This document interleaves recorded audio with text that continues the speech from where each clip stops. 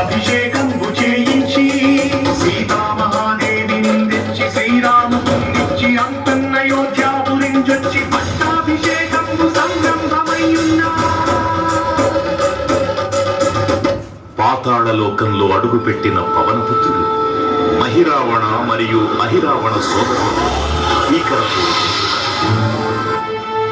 5 దిక్కులలో ఉన్న 5 దీపాలను ఒకేసారి ఆర్పడం ద్వారా మాత్రమే వారి మరణం సంభవిస్తుందని చెప్పబడినది.